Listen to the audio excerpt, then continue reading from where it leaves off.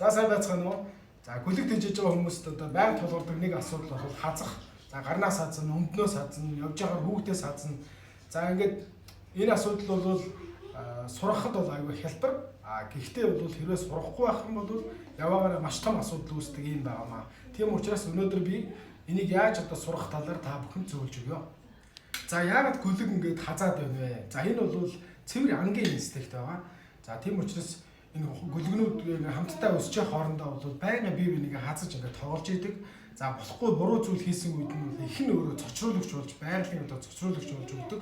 Огцом хазах, уурлах зэргээр бол их нь энэ зүйлийг хийдэг. Харин хүн гэртээ аваад хижээж байгаа тохиолдолд тэр зочруулагч болон сургалт хүмүүжлийг бол хүн өөрөө хийхээс өөр аргагүй гэсэн үг. За энэ зүйлийг сургахад хүмүүсийн хамгийн гол гаргадаг алдаа бол хитрхи удаан хөдөлдөг, гараа ингээд удаан хөдөлгөх. За тэгээд бол гэсэн одоо зочруулагч команда болохоор хитрхи зөөлөн хаясаар хэлдэг.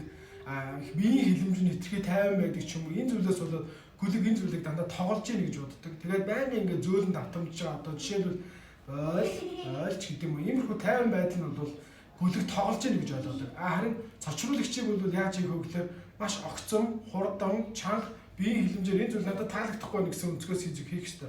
Одоо жишээлбэл гүлэг гар хазлаа бол иймэрхүү байдлаар огцом хийх хэрэгтэй. За тэгэхээр би одоо ингээд харуулна. Тэгээ та нар одоо яаж хийж байгааг ингээд хараарай. За болиуллаа. Ингээд болиулах хэрэгтэй. За дараагийн удаагаараа та. За одоо хараад тоглоом. Хараа.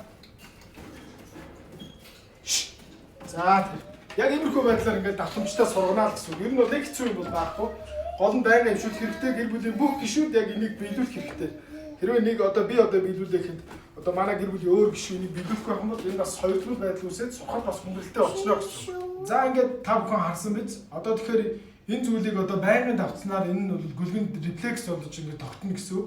За тийм учраас энийг ямар ч нөхцөлд ашиглаж болно. Жишээ нь гадаа яваад хог түгээд идэх гэхэд нь боль гэдэг нөгөө команда хэлэхэд гүлэг зочруулагчийг рефлекс болгон хүлээн авсан учраас шууд болдог ч юм уу. Хүүхд тацх үед нь боль гэснээр шууд болдог ч юм уу. Ингээд энэ зүйл бол хооштой маш их чухал команд байдаг юм шүү. Энийг заавал хэвшүүлээрэй.